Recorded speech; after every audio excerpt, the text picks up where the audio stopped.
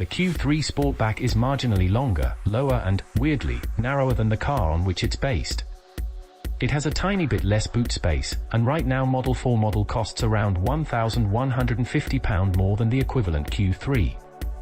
Think Porsche Cayenne Coupe, BMW X6 or Mercedes GLE or GLC Coupe, a less practical, more expensive, arguably more stylish and supposedly better to drive version of an existing family SUV. The Q3S directly rivals the BMW X2, Range Rover Evoque, Jaguar E-Pace, and TG's favorite small SUV, the Volvo XC40. Like those cars, the Q3S is going to be popular. Of course it is. Audi reckons it will account for a third of all Q3 sales here in the UK, but we can easily see it doing far bigger numbers than that. And, don't forget, SUVs are getting more popular with every passing year. Audi also says it expects demand for compact SUVs like the Q3S to swell by 40% over the next 5 years.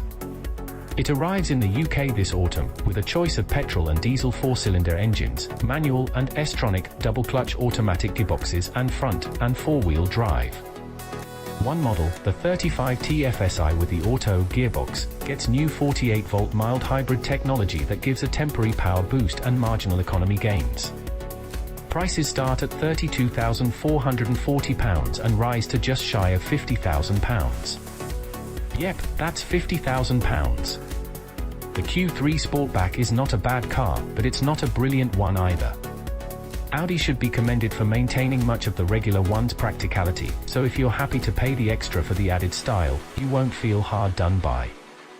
It's just a pity it's no more interesting to drive than a normal Q3, its looks make promises its chassis doesn't keep, that the gearbox is so recalcitrant, and the ride on the standard suspension is a bit bobbly.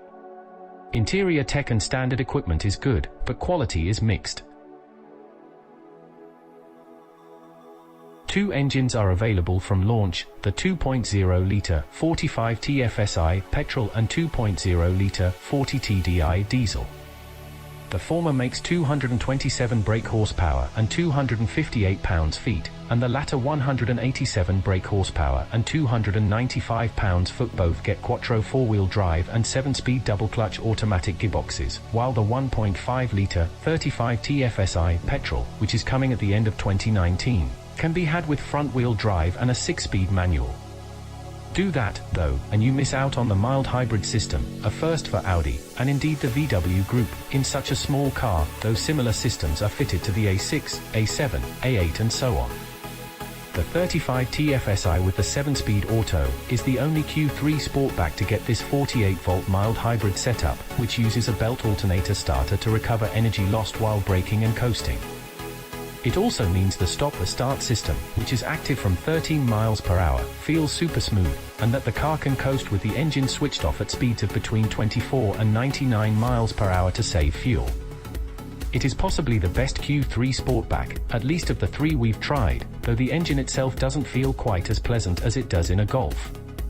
The powertrain responds more keenly than either of the 2.0 litres, thanks to the small e-boost, and it feels more agile because there's less weight over the nose. The 45 TFSI and 40 TDI's engines are fine in isolation, quiet and smooth.